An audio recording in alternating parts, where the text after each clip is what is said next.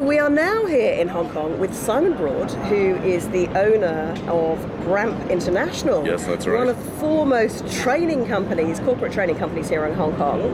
So Yes. Simon, tell us a little bit about what you do with your business first. What we do is provide actors for role-playing and facilitators, and actually help devise training programs for major financial institutions, law firms, insurance companies of that ilk. So very high-powered stuff you're doing. Very Simon. high-powered Very stuff high-powered stuff.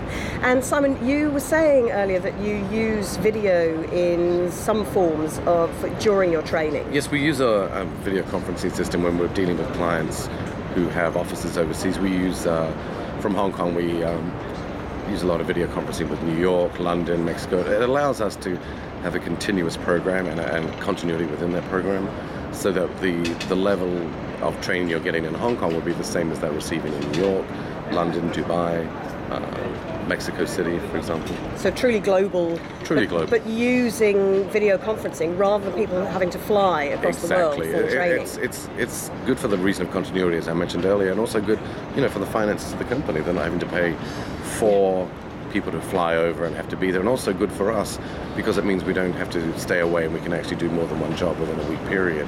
We can divide the time. And Simon, are you currently coaching people to do the training, the presenting? No. Or any tips that you're giving them right now for actually presenting to the camera, to the video camera? The facilitators that are with them do that from their end, but not to a very great extent. And there's actually a gap in the market for that. I feel while we're doing this as an introduction to what we see as a way in the future of conducting these interviews in the future, or conducting any business meeting, they should also be trained, and that's not being done, which I feel is a gap in the market, as I mentioned. Okay. So you feel it is important for people to actually learn how to actually present to the camera itself, especially when they're doing video conferencing. Especially with globalization, with people in different offices with different time zones, and people not having the resources or the time to actually fly to these meetings, and etc. Or to meet with clients. It's instant, it can be done from a computer.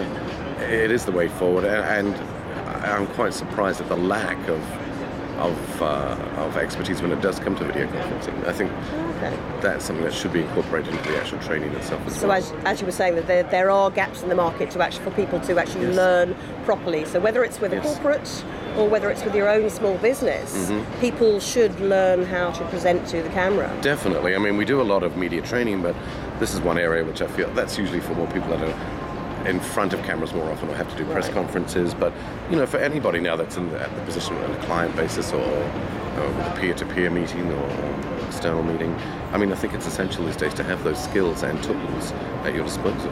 Great. Well, Simon, thank you so much for taking this little bit of time of chatting to us. And we'll look forward to seeing you in Hong Kong next time we're here. Thank you. I look forward to seeing you all again then too.